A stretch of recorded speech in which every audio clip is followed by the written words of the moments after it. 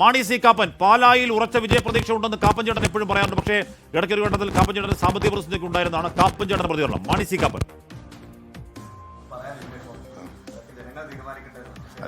എണ്ണി കഴിയുമ്പോൾ പറഞ്ഞാൽ മതി.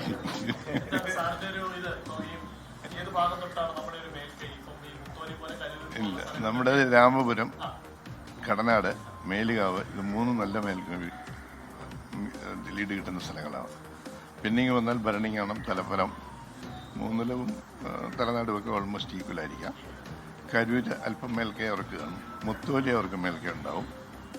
പിന്നെ കൊഴുവനാൽ ഓൾമോസ്റ്റ് ഈക്വൽ ആയിരിക്കും. അതിലേക്ക് വരുന്ന 2 പഞ്ചായത്തുകൾ എലിക്കുളവും മീനച്ചിലും നമുക്ക് ലീഡായിരിക്കും. ഏതാ നഗരസഭയിൽ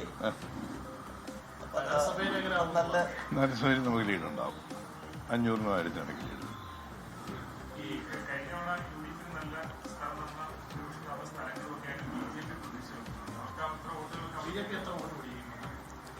ഞാൻ ഇവരെ ഏതാനും മണിക്കൂറുകളിൽ അറിയാൻ പോകുന്ന കാര്യത്തെക്കുറിച്ച് ഞാൻ അഭിപ്രായപ്പെടുന്നുള്ളൂ.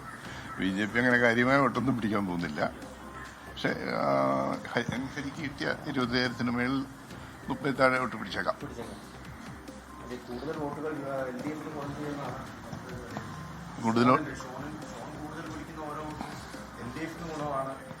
എന്നാ തിരിച്ചാ ഷോൺ കൂടുതൽ പിടിക്കുന്ന ഓരോ വോട്ടും LDFന് നഷ്ടമാണ്. അതെ, തീർച്ചയായിട്ടും.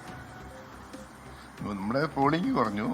1,40,000 പോൾ ചെയ്തെടുത്തിട്ട് 136 ഉള്ളൂ. പിന്നെ അതിന് പുറമെ സ്വാഭാവികമായി ഷോൺ വന്നതിൻ്റെതായ കുറച്ച് വ്യത്യാസങ്ങളുണ്ട്.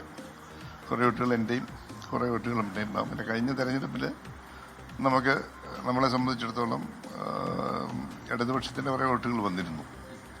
കാരണം വികാരപരമായി സീറ്റ് തരാതിരുന്നതിൻ്റെ പേരിൽ വികാരപരമായി കുറേ വോട്ട് ചെയ്ത ആളുകളായിരുന്നു. ആ വോട്ട് ഇപ്പോൾ തിരിച്ചു പോകും. നല്ല കാര്യം, ജയിച്ചു കഴിയുമ്പോൾ ഒന്ന് കാണാമല്ലോ.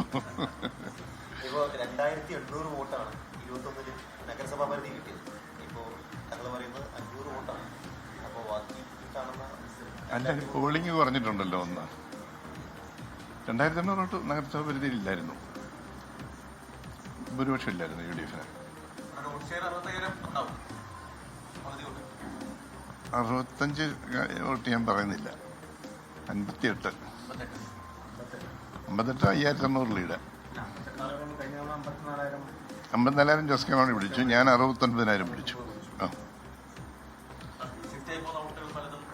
ഷിഫ്റ്റായി പോകുന്നതിനെ കുറിച്ച് ശരിക്കും പറയാം നമുക്കൊരു കാൽക്കുലേഷൻ എടുക്കാൻ പറ്റുന്നത്, അല്ലെങ്കിൽ കൃത്യം ലീഡ് പറഞ്ഞാലേ. അതല്ല അതിൻ്റെ അകത്തെ വ്യത്യാസം. ഷോൺ മാക്സിമം ഈ 4-6 പഞ്ചായത്തിൽ